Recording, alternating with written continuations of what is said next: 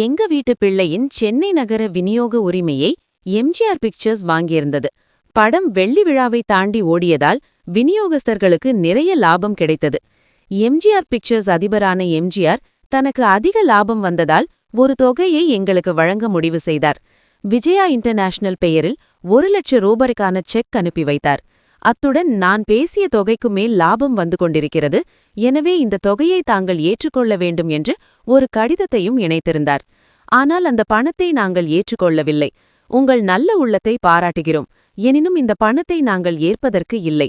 இந்த பணத்தை உங்கள் விருப்பப்படி தர்ம காரியத்திற்கு பயன்படுத்துங்கள் என்ற கடிதத்துடன் செக்கை திருப்பி அனுப்பிவிட்டோம்.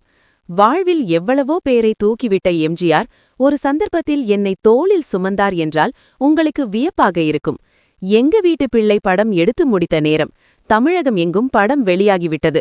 நாளுக்கு நாள் அதற்கு கூட்டம் அதிகரித்துக் கொண்டே வந்தது. எம்ஜிஆருக்கு மிகவும் சந்தோஷம். மக்கள் படத்தை எப்படி ரசிக்கிறார்கள் என்பதை நேரில் பார்க்க அவர் ஆசைப்பட்டார். நானும் ஒப்புக்கொண்டேன். சென்னையில் எங்க வீட்டு பிள்ளை ஓடிய ஒரு திரையரங்குக்கு அவருடன் நானும் சென்றேன். சென்ற இடத்தில் மக்கள் எம்ஜிஆரை பார்த்துவிட்டார்கள். அவரை சூழ்ந்துவிட்டனர். கூட்டத்தில் நான் சிக்கிக் கொண்டேன். எம்ஜிஆர் எப்படியோ கூட்டத்தை சமாளித்துக் கொண்டு தன் காரை நோக்கி போய்விட்டார். நானோ மக்கள் வெள்ளத்தில் அகப்பட்டுக் கொண்டேன். எளிதாக அந்த வெள்ளத்திலிருந்து மீண்டு வர என்னால் முடியவில்லை. காருக்கு அருகே சென்றதும் எம்ஜிஆர் என்னை தேடி பார்த்தார். நான் அங்கு இல்லை.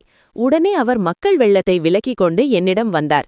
என்னை அழைத்து கொண்டு காரில் ஏற வைத்துவிட்டு அவரும் அமர்ந்தார். வேறு காரில் என்னை அழைத்து வர சொல்லி இருக்கலாம்.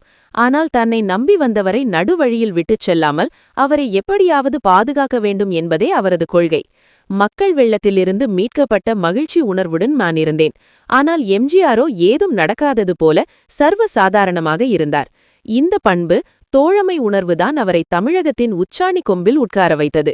விஜயா வாகினி அதிபர் நாகிரெட்டி.